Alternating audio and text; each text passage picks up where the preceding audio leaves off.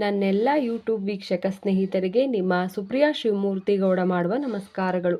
ಎಲ್ಲರೂ ಹೇಗಿದ್ದೀರಿ? ಚೆನ್ನಾಗಿದ್ದೀರಾ ಅಂತ ಭಾವಿಸ್ತಾ ರಾಮಾಯಣದ 111ನೇ ಭಾಗವನ್ನು ಪ್ರಾರಂಭಿಸೋದಕ್ಕೂ ಮುನ್ನ ಇಂದಿನ ಸಂಚಿಕೆ ಅಂದರೆ 110ನೇ ಭಾಗದಲ್ಲಿ ಏನಾಯಿತು ಅಂತ ಸ್ವಲ್ಪ ಮಟ್ಟಿಗೆ ತಿಳ್ಕೊಳ್ಳೋಣ. ರಾಮ ಲಕ್ಷ್ಮಣರು ಸರ್ಪಾಯುಧದಿಂದ ಬಂಧಿತರಾಗಿ ಯುದ್ಧ ಭೂಮಿಯಲ್ಲಿ ಮಲಗಿದ್ದಾಗ ಅದನ್ನು ಬಿಡಿಸಲೆಂದು ವೈಕುಂಠದಿಂದ ಬಂದ ಗರುಡ ದೇವನು ಆ ಒಂದು ಸರ್ಪದ ಬಂಧನದಿಂದ ಬಿಡಿಸಿ ಅವರನ್ನು ಮುಕ್ತಗೊಳಿಸುತ್ತಾರೆ. ಹಾಗೆ ಅವರನ್ನು ಆರೈಸಿ ನೀವು ಯುದ್ಧದಲ್ಲಿ ಗೆದ್ದು ಬನ್ನಿ ಎಂದು ಆರೈಸಿ ಪುನಃ ವೈಕುಂಠಕ್ಕೆ ತೆರಳುತ್ತಾರೆ.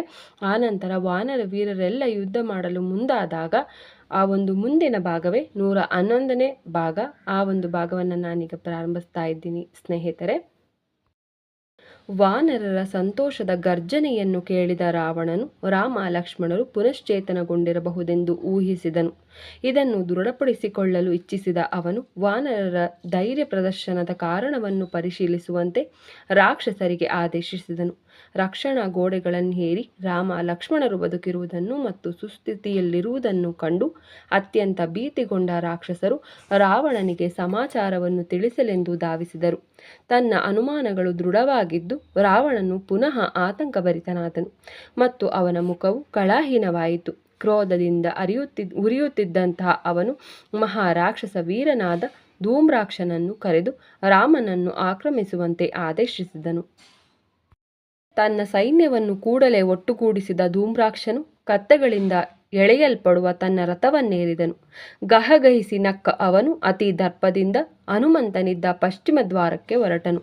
ಲಂಕೆಯ ಬೀದಿಗಳಲ್ಲಿ ಚಲಿಸುತ್ತಿದ್ದ ಧೂಮ್ರಾಕ್ಷನ ರಥದ ಹಿಂಭಾಗದಲ್ಲಿ ಒಂದು ದೊಡ್ಡ ರಣಹದ್ದು ಆಕಾಶದಿಂದ ಕೆಳಗಿಳಿಯಿತು ಮತ್ತು ಇತರೆ ಮಾಂಸಾಹಾರಿ ಪಕ್ಷಿಗಳು ಅವನ ಧ್ವಜಸ್ತಂಭದ ಮೇಲೆ ಬಂದಿಳಿದವು.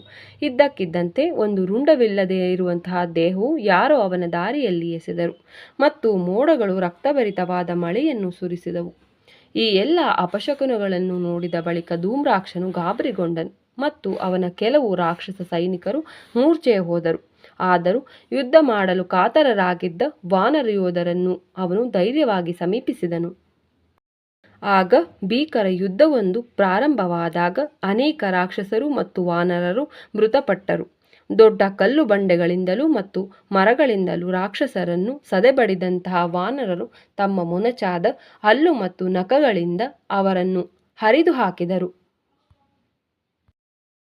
ಕೊನೆಗೆ ವಾನರರ ಅಪಾರ ಶಕ್ತಿಯನ್ನು ಎದುರಿಸಲಾಗದೆ ಗಾಬರಿಗೊಂಡ ರಾಕ್ಷಸ ಸೈನ್ಯವು ಅಲ್ಲಿಂದ ಓಡಿ ಹೋಯಿತು. ಇದರಿಂದ ಕೋಪಗೊಂಡ ಧೂಮ್ರಾಕ್ಷನು ವಾನರ ಯೋಧರನ್ನು ಅದೆಷ್ಟು ಉಗ್ರವಾಗಿ ಧ್ವಂಸ ಮಾಡಲು ಪ್ರಾರಂಭಿಸಿದನೆಂದರೆ ಅವರು ಕೂಡ ಭಯದಿಂದ ಓಡಿ ಹೋಗಲು ಪ್ರಾರಂಭಿಸಿದರು. ಕೋಪಗೊಂಡು ಒಂದು ದೊಡ್ಡ ಬಂಡೆಯನ್ನು ತೆಗೆದುಕೊಂಡ ಹನುಮಂತನು ಅದನ್ನು ಧೂಮ್ರಾಕ್ಷನ ರಥದ ಮೇಲೆ ಜೋರಾಗಿ ಎಸೆದನು. ಆ ರಥವು ಚೂರು ಚೂರಾದಾಗ ನೆಲಕ್ಕೆ ಧುಮುಕಿದ ರಾಕ್ಷಸ ವೀರನು ತನ್ನನ್ನು ತಾನು ರಕ್ಷಿಸಿಕೊಂಡನು. ಆದರೆ ತನ್ನ ಉಗ್ರ ವರ್ತನೆಯನ್ನು ಮುಂದುವರಿಸಿದ್ದ ಹನುಮಂತನು ಒಂದು ಪರ್ವತ ಶಿಖರವನ್ನು ತೆಗೆದುಕೊಂಡು ಧೂಮ್ರಾಕ್ಷನ ಕಡೆಗೆ ಧಾವಿಸಿದನು. ಹನುಮಂತನನ್ನು ಎದುರಿಸಲು ಮುಂದಾದ ರಾಕ್ಷಸನು ಅವನ ತಲೆಗೆ ಗದೆಯಿಂದ ಅಪ್ಪಳಿಸಿದನು. ಆದರೆ ಹನುಮಂತನಿಗೆ ಆ ಹೊಡೆತವು ನಗಣ್ಯವೆಂದೆನಿಸಿತು. ಅವನು ಪರ್ವತ ಶಿಖರವೊಂದನ್ನು ಧೂಮ್ರಾಕ್ಷನ ತಲೆಯ ಮೇಲೆ ಜೋರಾಗಿ ಎಸೆದಾಗ ಅದು ರಾಕ್ಷಸನ ಕೈಕಾಲುಗಳ ಮೇಲೆ ಅಪ್ಪಳಿಸಿ ರಾಕ್ಷಸನನ್ನು ಕೆಳಗೆ ಬಿದ್ದು ಸಾಯುವಂತೆ ಮಾಡಿತು. ನಂತರ ಧೂಮ್ರಾಕ್ಷನ ಸೈನ್ಯವು ರಕ್ಷಣೆಗಾಗಿ ಲಂಕೆಯತ್ತ ಓಡಿತು.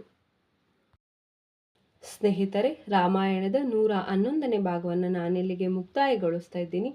ಎಲ್ಲರಲ್ಲೂ ಒಂದು ಮನವಿ ಏನಂತಂದರೆ, ಈಗ ಶ್ರಾವಣ ಮಾಸ ಆಗಿರೋದ್ರಿಂದ ನಮಗೆ ಶ್ರಾವಣ ಮಂಗಳವಾರದ ಮಂಗಳಗೌರಿ ವ್ರತಾನುಷ್ಠಾನ, ಹಾಗೆ ವರಮಹಾಲಕ್ಷ್ಮಿ, ವೈಭವಲಕ್ಷ್ಮಿ, ಶ್ರಾವಣ ಸೋಮವಾರ ಗುರುವಾರದ ಪೂಜೆ ಹೆಚ್ಚಾಗಿದ್ದು ಕೆಲವೊಮ್ಮೆ ವಿಡಿಯೋ ಹಾಕೋಕ್ಕಾಗ್ತಿಲ್ಲ. ಹಾಗೆ ಇನ್ನೂ ಕೆಲವೊಮ್ಮೆ ವಿಡಿಯೋ ತುಂಬ ಚಿಕ್ಕದಾಗ್ತಾ ಇದೆ.